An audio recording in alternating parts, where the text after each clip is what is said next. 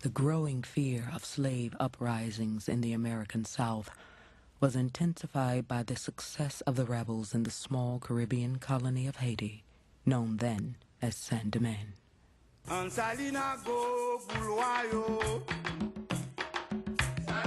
Saint-Domingue had been the most brutal of Europe's colonies in the New World, and the most successful, until a violent slave revolt in 1791 had changed all that, releasing hundreds of thousands from their bondage and overturning the plantation economy.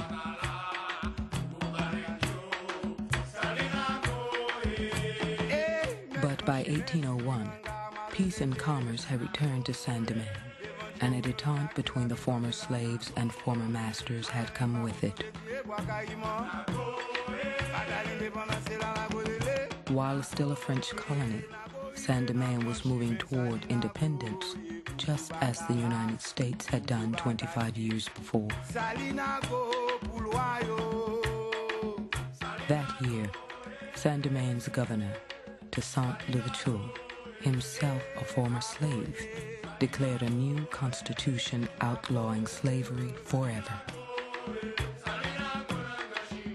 Slavery's regime tried to create for slaves a very limited horizon in terms of what constituted their world. And one of the things that this Saint-Domingue revolution was doing was really focusing attention at things that were taking place outside and opening up, to some degree, a whole set of possibilities. As vice president, Thomas Jefferson urged Congress to cut off trade with Toussaint. Black sailors from the island mixing with American slaves in southern ports was a threat that could not be contained, he argued. But the trade was too profitable, and Congress refused. Jefferson's fear was that black Americans, like Gabriel, would be inspired by what they saw taking place just off the shore of America. And he spent virtually his entire career trying to shut down any contact and therefore any movement of information between the American mainland and the Caribbean island.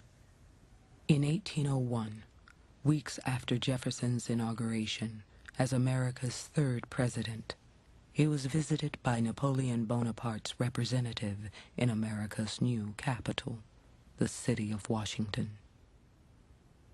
Napoleon, the first consul of France, was seeking Jefferson's help in reimposing slavery in Saint-Domingue.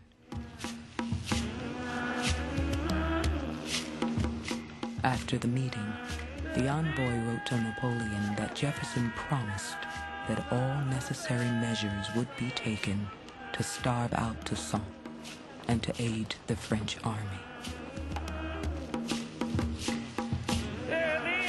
In February 1802, the first of Napoleon's troops began to arrive at Saint-Domingue's harbors. After 4 years of peace, war resumed immediately.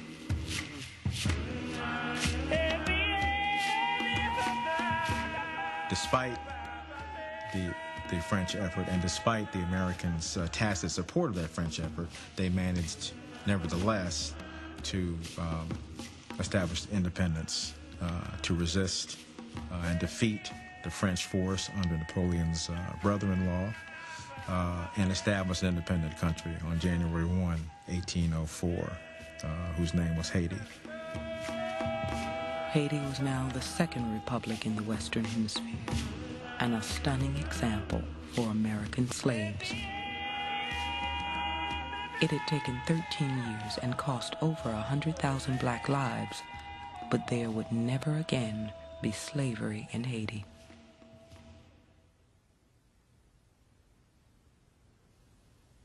Napoleon, now unable to use Haiti as a military base to protect French interest in North America and embroiled in other foreign wars, abandoned the New World, selling the Louisiana Territory to the United States for $15 million.